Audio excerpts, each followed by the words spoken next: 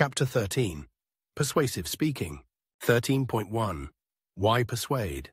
When your instructor announced on the syllabus or in class that you would be required to give a persuasive speech for this class, what was your reaction? Oh, good, I've got a great idea, or, oh no. For many people, there is something a little uncomfortable about the word persuasion. It often gets paired with ideas of seduction, manipulation, force, lack of choice, or inducement, as well as more positive concepts such as encouragement, influence, urging, or logical arguments. You might get suspicious if you think someone is trying to persuade you. You might not appreciate someone telling you to change your viewpoints. On the other hand, you might not think you have any beliefs, attitudes, values, or positions that are worth advocating for in front of an audience. However, if you think of persuasion simply as a formal speech with a purpose of getting people to do something they do not want to do, then you will miss the value of learning persuasion and its accompanying skills of appeal, argument, and logic. Persuasion is something you do every day in various forms. Convincing a friend to go see the latest movie instead of staying in to watch TV, giving your instructor a reason to give you an extension on an assignment. Do not try that for this speech, though. Writing a cover letter and resume and going through an interview for a job, all of these and so many more are examples of persuasion. In fact, it is hard to think of life without the everyday give and take of persuasion. You may also be thinking, I've given an informative speech. What's the difference? While this chapter will refer to all of the content of the preceding chapters as it walks you through the steps of composing your persuasive speech, there is a difference. Although your persuasive speech will involve information, probably even as much as in your informative speech, the key difference is the word change. Think of it like this: information plus change equals persuasion. You will be using the information for the purpose of changing something. First, we try to change the audience's beliefs, attitudes, and actions, and second, possibly the context they act upon. In the next section, we will investigate the persuasive act, and then move on to the barriers to persuasion. 13.2. A definition of persuasion. Persuasion can be defined in two ways, for two purposes. The first, Lucas, 2015, is the process of creating, reinforcing, or changing people's beliefs or actions. p. 306. This is a good, simple, straightforward definition to start with, although it does not encompass the complexity of persuasion. This definition does introduce us to what could be called a scaled way of thinking about persuasion and change. Think of persuasion as a continuum or line going both directions, see figure 13.1. Your audience members, either as a group or individually, are sitting somewhere on that line in reference to your central idea statement, or what we are going to call a proposition in this chapter. In your speech, you are proposing the truth or validity of an idea, one which the audience may not find true or acceptable. Sometimes, the word claim is used for proposition or central idea statement in a persuasive speech, because you are claiming an idea is true or an action is valuable. For example, your proposition might be, the main cause of climate change is human activity. In this case, you are not denying that natural forces, such as volcanoes, can affect the climate, but you are claiming that climate change is mainly due to pollution and other harmful things humans have done to the environment. To be an effective persuasive speaker, one of your first jobs after coming up with this topic would be to determine where your audience sits on the continuum in figure 13.1. +3 means strongly agree to the point of making lifestyle choices to lessen climate change, such as riding a bike instead of driving a car, recycling, eating certain kinds of foods, and advocating for government policy changes. +2 means agree, but not to the point of acting upon it, or only acting on it in small ways. +1 as mildly in favor of your proposition. That is, they think it's probably true, but the issue doesn't affect them personally. 0 means neutral, no opinion, or feeling too uninformed to make a decision. 1 means mildly opposed to the proposition, but willing to listen to those with whom they disagree. 2 means disagreement to the point of dismissing the idea pretty quickly. 3 means strong opposition to the point that the concept of climate change itself is not even listened to or acknowledged as a valid subject. Since everyone in the audience is somewhere on this line or continuum, persuasion in this case means moving them to the right, somewhere closer to +3. Thinking about persuasion this way has 3 values. You can visualize and quantify where your audience sits. you can accept the fact that any movement toward +3 or to the right is a win. You can see that trying to change an audience from 3 to +3 in one speech is just about impossible. Therefore, you will be able to take a reasonable approach. In this case, if you knew most of the audience was at 2 or 3, your speech would be about the science behind click and make change in order to open their minds to its possible existence. However, that audience is not ready to hear about its being caused mainly by humans or what action should be taken to reverse it. Your instructor may have the class engage in some activity about your proposed topics in order for you to write your proposition in a way that it is more applicable to your audience. For example, you might have a group discussion on the topics or administer surveys to your fellow students. Some topics are so controversial and divisive that trying to persuade about them in class is inappropriate. Your instructor may forbid some topics or steer you in the direction of others. You might also ask if it is possible to persuade to the negative. For example, to argue against something or try to move the audience to be opposed to something. In this case, you would be trying to move your audience to the left on the continuum, rather than to the right. Yes, it is possible to do so, but it might confuse the audience. Also, you might want to think in terms of phrasing your proposition so that it is favorable as well as reasonable. For example, elderly people should not be licensed to drive could be replaced with drivers over the age of 75 in our state should be required to pass a vision and health test every 2 years to renew their driver's licenses. And the first one is not clear. What is elderly, mesky, reasonable, no license at all, or positive, based on restriction in approach? The second is specific, reasonable, doable, and positive. It should also be added that the proposition is assumed to be controversial. By that is meant that some people in the audience disagree with your proposition, or at least have no opinion. They are not on your side. It would be foolish to give a speech when everyone in the audience totally agrees with you at the beginning of the speech. For example, trying to convince your classroom audience that attending college is a good idea is a waste of everyone's time, since for one reason or another, everyone in your audience has already made that decision.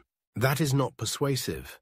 Those who disagree with your proposition but are willing to listen could be called the target audience. These are the members of your audience on whom you are truly focusing your persuasion. At the same time, another cluster of your audience that is not part of your target audience are those who are extremely opposed to your position to the point that they probably will not give you a fair hearing.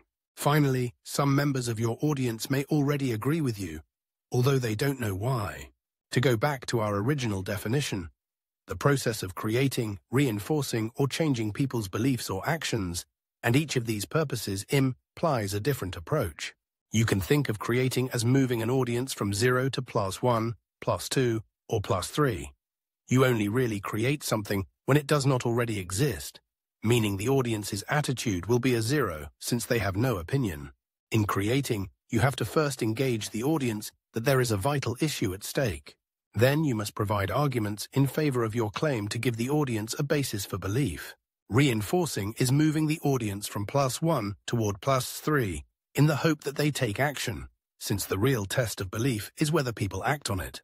In reinforcing, the audience already agrees with you, but needs steps and pushes, nudges, to make it action. Changing is moving from 1 or 2 to +1 or higher. In changing, you must first be credible, provide evidence for your side, but also show why the audience's current beliefs are mistaken or wrong in some way. However, this simple definition from Lucas, while it gets to the core of change that is inherent in persuasion, could be improved with some attention to the ethical component and the how of persuasion. For that purpose, let's look at Perloff's 2003 definition of persuasion, a symbolic process in which communicators try to convince other people to change their attitudes or behavior regarding an issue through the transmission of a message in an atmosphere of free choice. p. 8. There are several important factors about this definition. First, notice that persuasion is symbolic, that is, uses language or other symbols, even graphics can be symbols, rather than force or other means. Second, notice that it is an attempt, not always fully successful. Third, there is an atmosphere of free choice, in that the persons being persuaded can choose not to believe or act. And fourth, notice that the persuader is trying to convince others to change. Modern psychological research has confirmed that the persuader does not change the audience directly. The processes that the human mind goes through while it listens to a persuasive message is like a silent mental dialogue the audience is having with the speaker's ideas. The audience members as individuals eventually convince themselves to change based on the symbols used by the speaker. Some of this may sound like splitting hairs, but these are important points. The fact that an audience has free choice means that they are active participants in their own persuasion and that they can choose whether the speaker is successful. This factor calls on the student speaker to be ethical and truthful. Sometimes students will say, "It is just a class assignment. I can lie in this speech." But that is not a fair or respectful way to treat your classmates. Further, the basis of your persuasion is language. Even though a picture is worth 1,000 words and can help add emotional appeal to your speech, you want to focus on communicating through words. Also, Perloff's definition distinguishes between attitude and behavior, meaning that an audience may be persuaded to think, to feel, or to act. Finally, persuasion is a process. Successful persuasion actually takes a while. One speech can be effective, but usually other messages influence the listener in the long run. 13.3. Why is persuasion hard? Persuasion is hard, mainly because we have a bias against change. As much as we hear statements like, "The only constant is change," or "Variety is the spice of life," the evidence from research and from our personal experience shows that, in reality, we do not like change. Recent research, for example, in risk aversion, points to how we are more concerned about keeping from losing something than with gaining something. Change is often seen as a loss of something rather than a gain of something else. Change is a step into the unknown. A gamble, Vedantam and Green, 2013. In the 1960s, psychiatrists Thomas Holmes and Richard Ray wanted to investigate the effect of stress on life and health.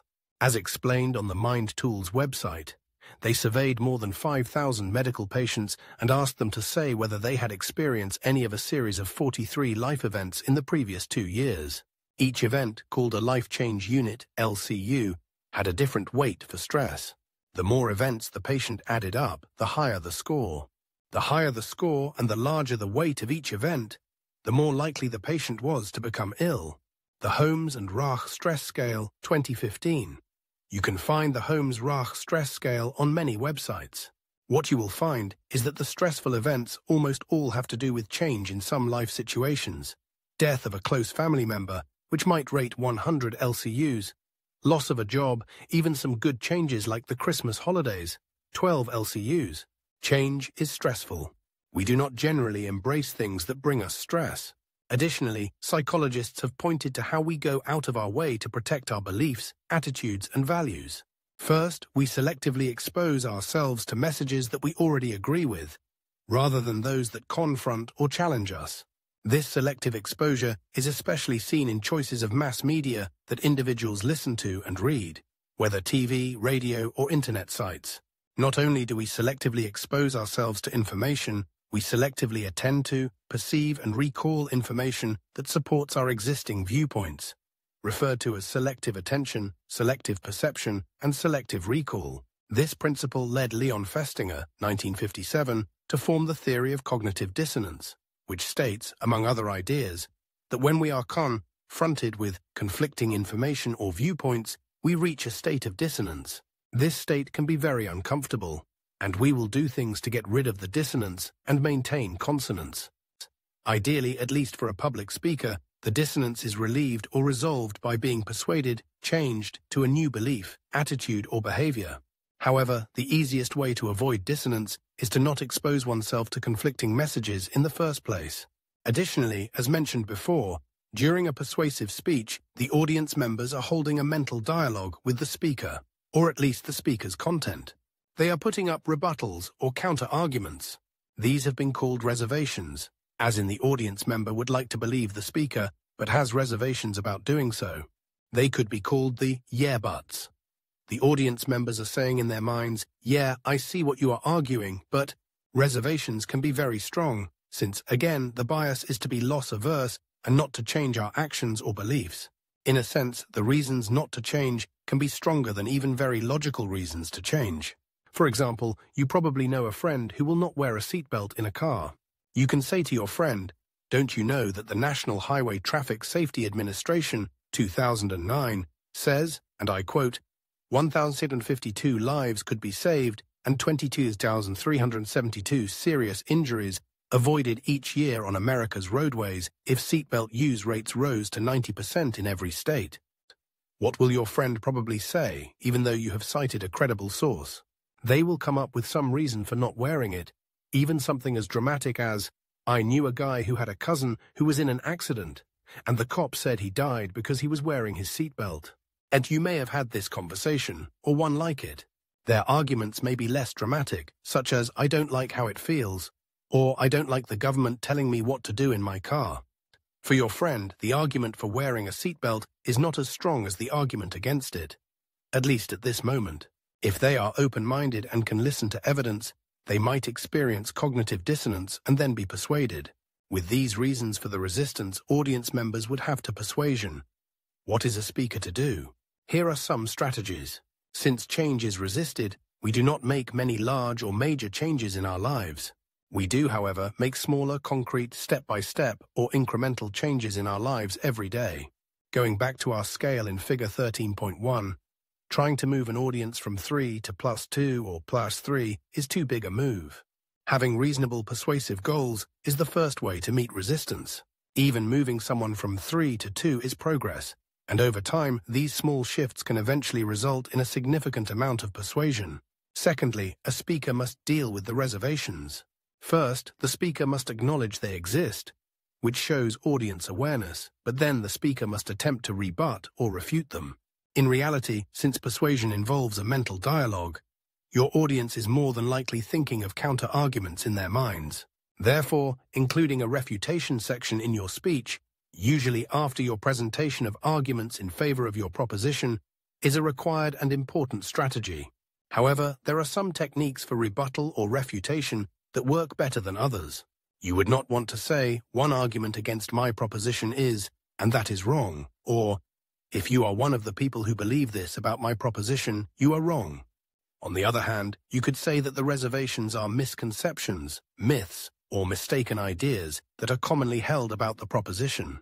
Generally, strong persuasive speeches offer the audience what are called two-tailed arguments, which bring up a valid issue against your argument, which you, as the speaker, must then refute. After acknowledging them and seeking to refute or rebut the reservations, you must also provide evidence for your refutation. Ultimately, this will show your audience that you are aware of both sides of the issue you are presenting and make you a more credible speaker. However, you cannot just say something like this. One common misconception about wearing seatbelts is that if the car goes off a bridge and is sinking in water, you would not be able to release the belt and get out. First, that rarely happens. Second, if it did, getting the seatbelt unbuckled would be the least of your worries. You would have to know how to get out of the car, not just the seatbelt. Third, the seatbelt would have protected you from any head injuries in such a crash, therefore keeping you conscious and able to help anyone else in the car. This is a good start, but there are some assertions in here that would need support from a reliable source, such as the argument that the submerging in water scenario is rare. If it has happened to someone you know, you probably would not think it is rare. The third strategy is to keep in mind that since you are asking the audience to change something, they must view the benefits of the change as worth the stress of the change. If you do good audience analysis, you know they are asking, "What's in it for me?" What benefit or advantage or improvement would happen for the audience members? If the audience is being persuaded to sign an organ donor card, which is an altruistic action that cannot benefit them in any way because they will be dead, what would be the benefit? Knowing others would have better lives, feeling a sense of contribution to the good of humanity, and helping medical science might be examples. The point is that a speaker should be able to engage the audience at the level of needs, wants, and values, as well as logic and evidence. 13.4. Traditional views of persuasion. In the 4th century BCE, Aristotle took up the study of the public speaking practices of the ruling class in Athenian society. For 2 years, he observed the rhetoric of the men who spoke in the assembly and the courts. In the end, he wrote rhetoric to explain his theories about what he saw. Among his many conclusions, which have formed the basis of communication study for centuries, was the classification of persuasive appeals into ethos, logos, and pathos. Over the years, Aristotle's original understanding and definition of these terms have been refined as more research has been done. Ethos has come to mean the influence of speaker credentials and character in a speech. Ethos is one of the more studied aspects of public speaking, and it was discussed earlier in Chapter 3. During the speech, a speaker should seek to utilize their existing credibility based on the favorable things an audience already knows or believes about the speaker, such as education, expertise, background, and good character. The speaker should also improve or enhance credibility through citing reliable, authoritative sources, strong arguments, showing awareness of the audience, and effective delivery. The word ethos looks very much like the word ethics, and there are many close parallels to the trust an audience has in a speaker and their honesty and ethical stance. In terms of ethics, it goes without saying that your speech will be truthful.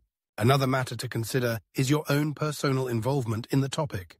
Ideally, you have chosen the topic because it means something to you personally. For example, perhaps your speech is designed to motivate audience members to take action against bullying in schools, and it is important to you because you work with the Boys and Girls Club organization and have seen how anti-bullying programs can have positive results. Sharing your own involvement and commitment is key to the credibility and emotional appeal, ethos and pathos of the speech, added to the logos, evidence showing the success of the programs and the damage caused by bullying that goes unchecked. However, it would be wrong to manufacture stories of personal involvement that are untrue, even if the proposition is a socially valuable one. Aristotle's original meaning for logos had philosophical meanings tied to the Greek worldview that the universe is a place ruled by logic and reason. Logos in a speech was related to standard forms of arguments that the audience would find acceptable. Today we think of logos as both logical and organized arguments, and the credible evidence to support the arguments. Chapter 14 will deal with logic and avoiding logical fallacies more specifically. In words like empathy, sympathy, and compassion, we see the root word behind pathos. Pathos, to Aristotle, was using the emotions such as anger, joy, hate, desire for community, and love to persuade the audience of the rightness of a proposition. One example of emotional appeals is using strong visual aids and engaging stories to get the attention of the audience. Someone's just asking you to donate money to help homeless pets may not have a strong effect, but seeing the ASPCA's commercials that feature emaciated and mistreated animals is probably much more likely to persuade you to donate. Add the music for full emotional effect. Emotions are also engaged by showing the audience that the proposition relates to their needs. However, we recognize that emotions are complex and that they also can be used to create a smokescreen to logic. Emotional appeals that use inflammatory language, name-calling, are often unethical or at least counterproductive. Some emotions are more appropriate for persuasive speeches than others. Anger and guilt, for example, do have effectiveness, but they can backfire. Positive emotions such as pride, sympathy, and contentment are usually more productive. One negative emotion that is useful and that can be used ethically is fear. When you think about it, we do a number of things in life to avoid negative consequences, and thus out of fear. Why don't we drive 100 miles an hour on the interstate? Fear of getting a ticket, fear of paying more for insurance, fear of a crash, fear of hurting ourselves or others. Fear is not always applicable to a specific topic, but research shows that mild fear appeals under certain circumstances are very useful. When using fear appeals, the speaker must prove the fear appeal is valid, prove that it applies to the audience, prove that the solution can work, prove the solution is available to the audience. Without these proofs, the audience may dismiss the fear appeal as not being real or not applying to them. O'Keefe, 2002. Mild and reasonable are the keys here. Intense, over-the-top fear appeals, especially showing gory photos, are often dismissed by the audience. For example, a student gave a speech in one of our classes about flossing teeth. This may seem like an overdone subject, but in this case it wasn't. He used dramatic and disturbing photos of dental and gum problems, but also proved that these photos of gum disease really did come from lack of flossing. He also showed the link between lack of flossing and heart disease. The solution to avoid the gum disease and other effects was readily available, and the student proved through his evidence that the solution of flossing regularly did work to avoid the disease. Fear appeals can be overdone, but mild ones supported by evidence are very useful. Because we feel positive emotions when our needs are met, and negative ones when our needs are not met, Aligning your proposition with strong audience needs is part of pathos.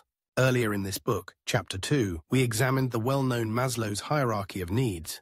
Students are often so familiar with it that they do not see its connection to real-life experiences. For example, safety and security needs, the second level on the hierarchy, is much broader than what many of us initially think. It includes supporting the military and homeland security, buying insurance for oneself and one's family, having investments and a will, personal protection such as taking self-defense classes, policies on crime and criminal justice in our communities, buying a security system for your car or home, seat belts and automotive safety, or even having the right kind of tires on one's car, which is actually a viable topic for a speech. The third level up in Maslow's hierarchy of needs, love and belongingness, deals with a whole range of human experiences, such as connection with others and friendship, involvement in communities, groups and clubs, prioritizing family time, worship and connection to a faith community, being involved in children's lives, patriotism, loyalty, and fulfilling personal commitments. In the speech outline at the end of the chapter about eliminating Facebook time, the speaker appeals to the three central levels of the hierarchy in her 3 points: safety and security from online threats, spending more time with family and friends in real time rather than online, love and belonging, and having more time to devote to schoolwork rather than on Facebook, esteem and achievement. Therefore, utilizing Maslow's hierarchy of needs works as a guide for finding those key needs that relate to your proposition, and by doing so, allows you to incorporate emotional appeals based on needs. Up to this point in the chapter, we have looked at the goals of persuasion, why it is hard, and how to think about the traditional modes of persuasion based on Aristotle's theories. In the last section of this chapter, we will look at generating an overall organizational approach to your speech based on your persuasive goals. 13.5. Constructing a persuasive speech. In a sense, constructing your persuasive speech is the culmination of the skills you have learned already. In another sense, you are challenged to think somewhat differently. While the steps of analyzing your audience, formulating your purpose and central idea, applying evidence, considering ethics, framing the ideas in appropriate language, and then practicing delivery will of course apply, you will need to consider some expanded options about each of these steps. Formulating a proposition. As mentioned before, when thinking about a central idea statement in a persuasive speech, we use the terms proposition or claim. Persuasive speeches have one of 4 types of propositions or claims, which determine your overall approach. Before you move on, you need to determine what type of proposition you should have, based on the audience, context, issues involved in the topic, and assignment for the class. Proposition of fact. Speeches with this type of proposition attempt to establish the truth of a statement. The core of the proposition or claim is not whether something is morally right and wrong or what should be done about the topic, only that a statement is supported by evidence or not. These propositions are not facts such as the chemical symbol for water is H20 or Barack Obama won the presidency in 2008 with 53% of the vote. Propositions or claims of fact are statements over which persons disagree, and there is evidence on both sides, although probably more on one than the other. Some examples of propositions of fact are: converting to solar energy can save homeowners money. John F. Kennedy was assassinated by Lee Harvey Oswald working alone. Experiments using animals are essential to the development of many life-saving medical procedures. Climate change has been caused by human activity. Granting tuition tax credits to the parents of children who attend private schools will perpetuate educational inequality. Watching violence on television causes violent behavior in children. William Shakespeare did not write most of the plays attributed to him. John Doe committed the crime of which he is accused. Notice that in none of these are any values, good or bad, mentioned. Perpetuating segregation is not portrayed as good or bad, only as an effect of a policy. Of course, most people view educational inequality negatively, just as they view life-saving medical procedures positively. But the point of these propositions is to prove with evidence the truth of a statement, not its inherent value or what the audience should do about it. In fact, in some propositions of fact, no action response would even be possible, such as the proposition listed above that Lee Harvey Oswald acted alone in the assassination of President Kennedy. Propositions of definition. This is probably not one that you will use in your class, but it bears mentioning here because it is used in legal and scholarly arguments. Propositions of definitions argue that a word, phrase, or concept has a particular meaning. Remembering back to Chapter 7 on supporting materials, we saw that there are various ways to define words, such as by negation, operationalizing, and classification and division. It may be important for you to define your terms, especially if you have a value proposition. Lawyers, legislators, and scholars often write briefs, present speeches, or compose articles to define terms that are vital to defendants, citizens, or disciplines. We saw a proposition of definition defended in the Supreme Court's 2015 decision to redefine marriage laws as applying to same-sex couples, based on arguments presented in court. Other examples might be, the Second Amendment to the Constitution does not include possession of automatic weapons for private use. Alcoholism should be considered a disease because the action committed by Mary Smith did not meet the standard for first-degree murder. Thomas Jefferson's definition of inalienable rights did not include a right to privacy.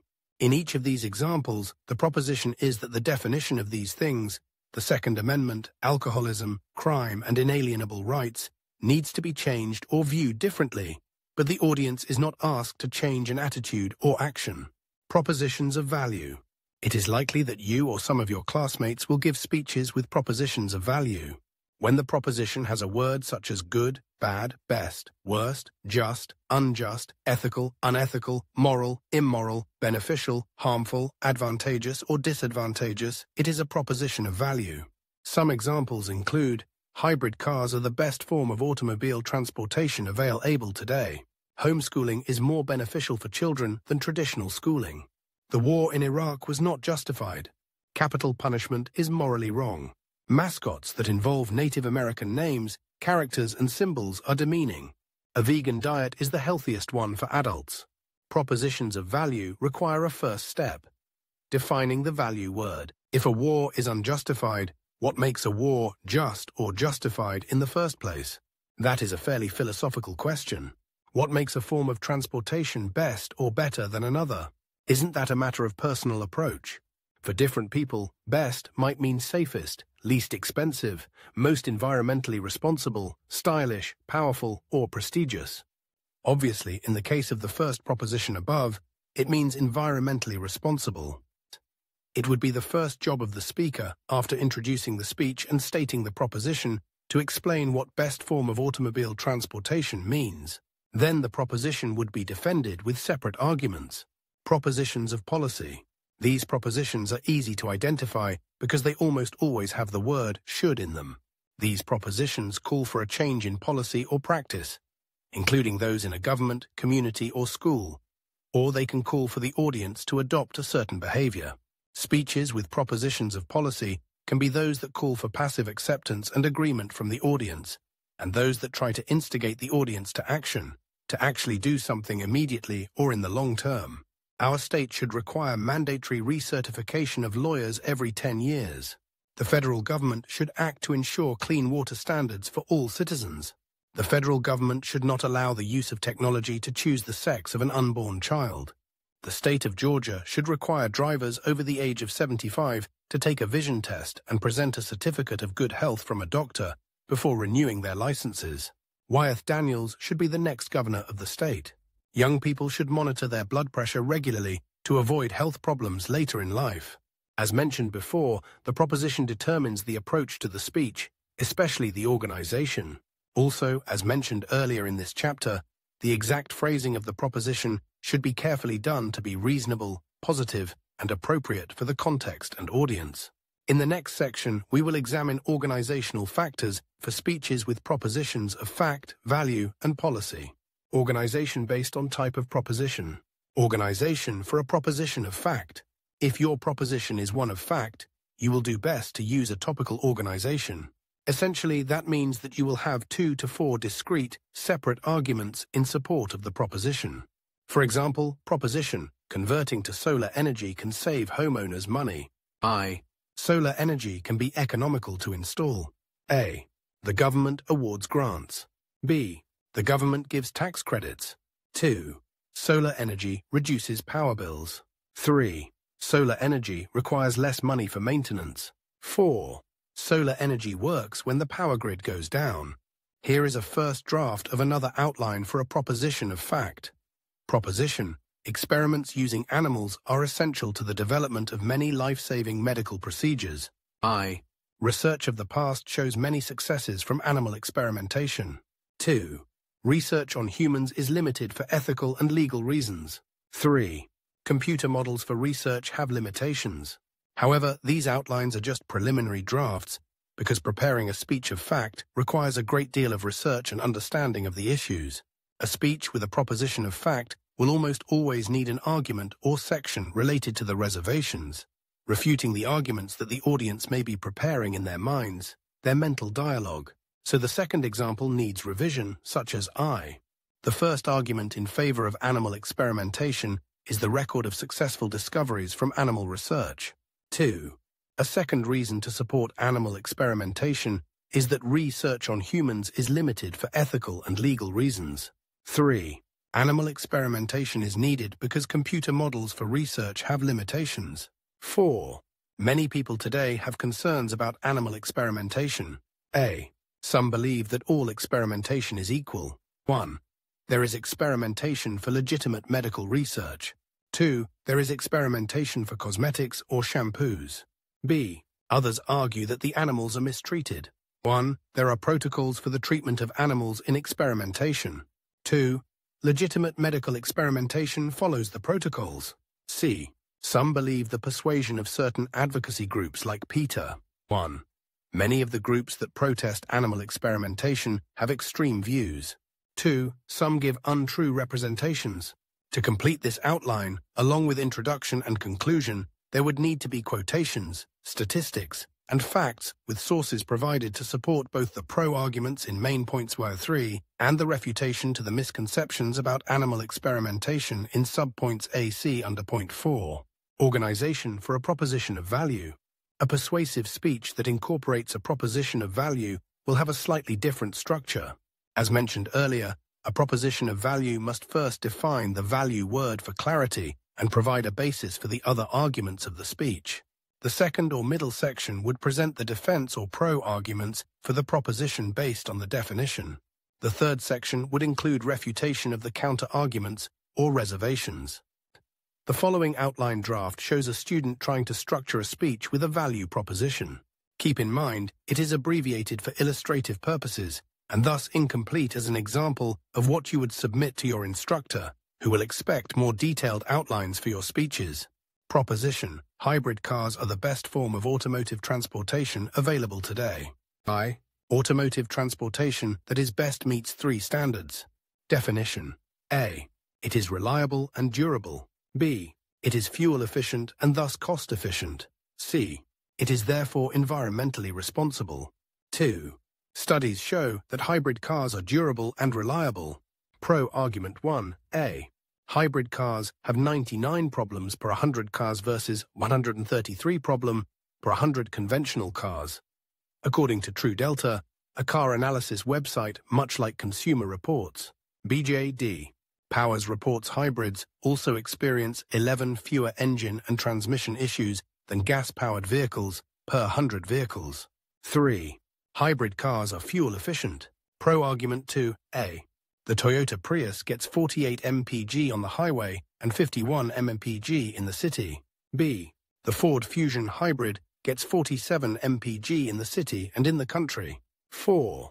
Hybrid cars are environmentally responsible. Pro-argument 3A. They only emit 51.6 gallons of carbon dioxide every 100 miles. B.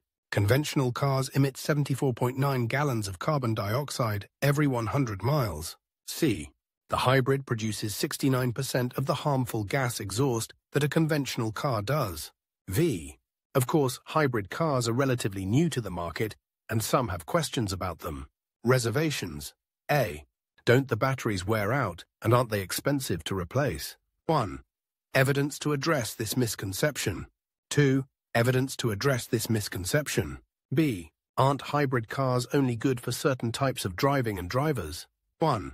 Evidence to address this misconception. 2. Evidence to address this misconception. C. Aren't electric cars better? 1. Evidence to address this misconception. 2. Evidence to address this misconception. Organization for a propositions of policy.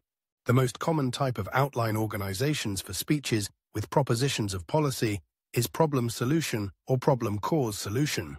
Typically, we do not feel any motivation to change unless we are convinced that some harm, problem, need, or deficiency exists, and even more that it affects us personally. As the saying goes, if it ain't broke, why fix it? As mentioned before, some policy speeches look for passive agreement or acceptance of the proposition. Some instructors call this type of policy speech a think speech, since the persuasion is just about changing the way your audience thinks about a policy. On the other hand, other policy speeches seek to move the audience to do something to change a situation or to get involved in a cause, and these are sometimes called a do speech, since the audience is asked to do something. This second type of policy speech, the do speech, is sometimes called a speech to actuate. Although a simple problem-solution organization with only 2 main points is permissible for a speech of actuation, you will probably do well to utilize the more detailed format called Monroe's motivated sequence. This format, designed by Alan Monroe, 1951, who wrote a popular speaking textbook for many years, is based on John Dewey's reflective thinking process. It seeks to go in-depth with the many questions an audience would have in the process of listening to a persuasive speech.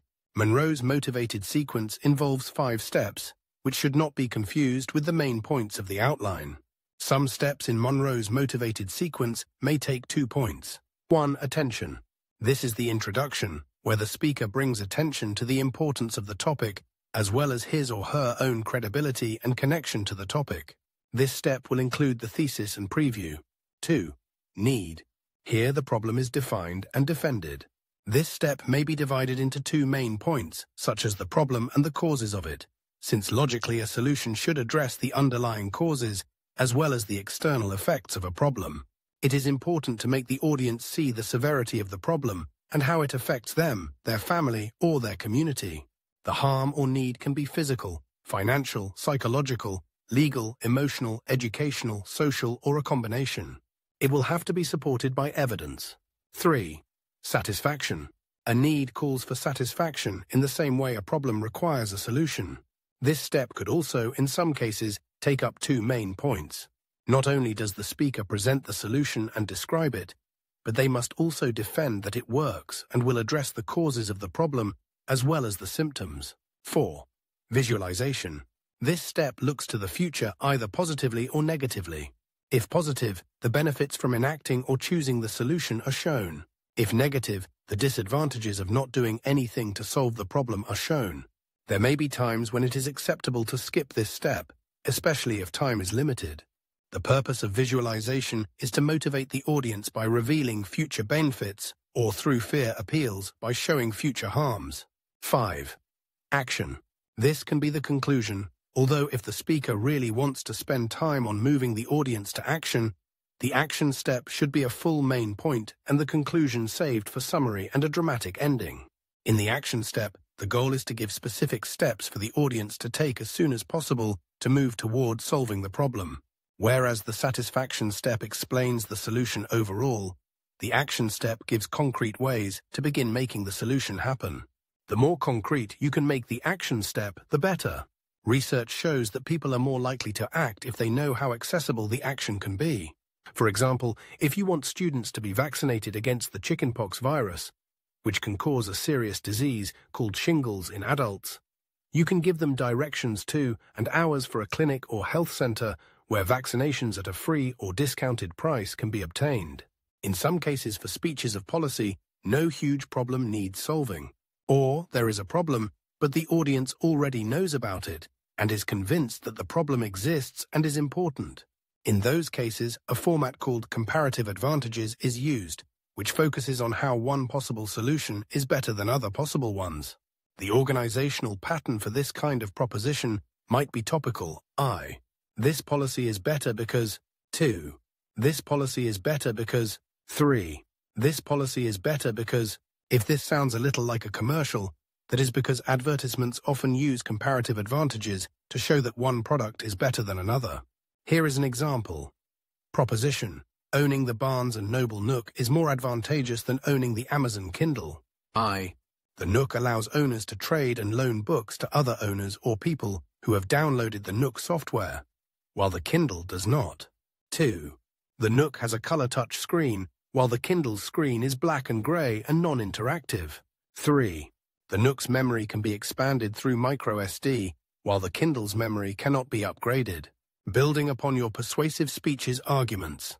Once you have constructed the key arguments and order of points, remembering that if you use topical order to put your strongest or most persuasive point last, it is time to be sure your points are well supported. In a persuasive speech, there are some things to consider about evidence. First, your evidence should be from sources that the audience will find credible. If you can find the same essential information from two sources, but know that the audience will find the information more credible from one source than another, use and cite the information from the more credible one. For example, if you find the same statistical data on Wikipedia and the U.S. Department of Labor's website, cite the U.S. Department of Labor. Your instructor will probably not accept the Wikipedia site anyway. Audiences also accept information from sources they consider unbiased or indifferent. Gallup polls, for example, have been considered reliable sources of survey data because, unlike some organizations, Gallup does not have a cause, political or otherwise, it is supporting. Secondly, your evidence should be new to the audience. In other words, the best evidence is that which is from credible sources and the audience has not heard before. Reynard, 1988. McCroskey, 1969. If they have heard it before and discounted it, they will not consider your argument well supported. An example is telling people who smoke that smoking will cause lung cancer. Everyone in the U.S. has heard that thousands of times, but 14% of the population still smokes, which is about 1 in 7. Centers for Disease Control and Prevention, 2017. Many of those who smoke have not heard the information that really motivates them to quit yet. And of course, quitting is very difficult. Additionally, new evidence is more attention-getting, and you will appear more credible if you tell the audience something new, as long as you cite it well, than if you use the same old evidence they have heard before. Third, in order to be effective and ethical, your supporting evidence should be relevant and not used out of context. And fourth, it should be timely and not out of date. After choosing the evidence and apportioning it to the correct parts of the speech, you will want to consider use of metaphors, quotations, rhetorical devices, and narratives that will enhance the language and listenability of your speech. Narratives are especially good for introduction and conclusions, to get attention and to leave the audience with something dramatic.